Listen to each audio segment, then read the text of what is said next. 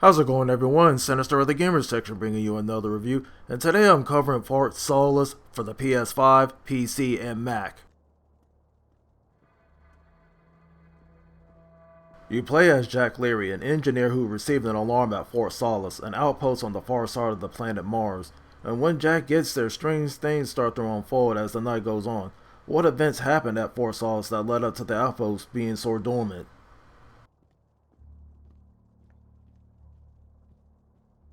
Graphically, the game looks great and highly detailed. Fort Solis was developed using the Unreal Engine 5. You can choose how the game is displayed with quality mode or performance mode respectively.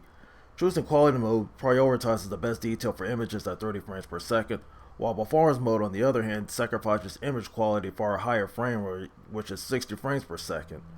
What's cool about it, you can choose your display at any moment along with the HDR that levels up the presentation. The character models are nicely done along with the landscape of Mars. It makes you feel like you're on the red planet. The music is dark and eerie and it fits the tone that makes you think of other creepy music games from other sci-fi horror games. The voice acting is amazingly done by performances by Troy Baker from The Last of Us and Roger Clark from Red Dead Redemption 2 respectively. And finally, seeing this game reminds me of the movie The Event Horizon and how it keeps you on the edge of your seat.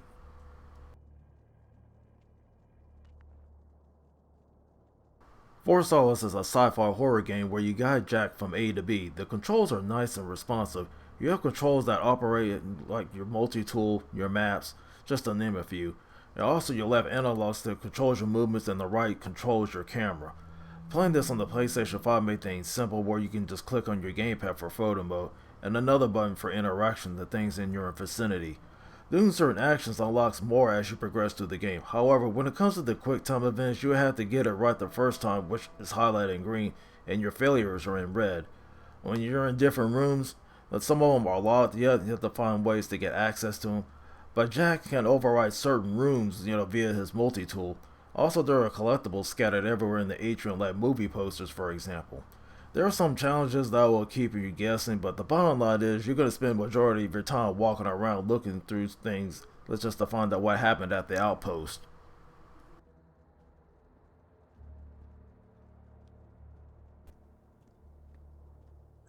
The main flaw that I have playing for Solis is the fact that this game have major frame rate issues.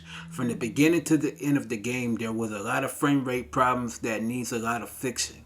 Another issue that I have with this game is the fact that the story didn't connect the way that it should, and how this game is not scary at all.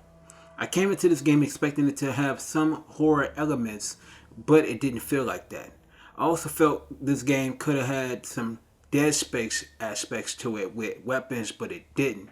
Another issue that I have with Fort Solis is the fact that there is not any buttons you can press to run, whereas it felt more like a walking space simulator with puzzles and good graphics. I'm just overall disappointed on how this game was presented, also with the map. The map is too small for anybody to see clearly, and this game just needed to be better in some of the space aspects that would be worthwhile.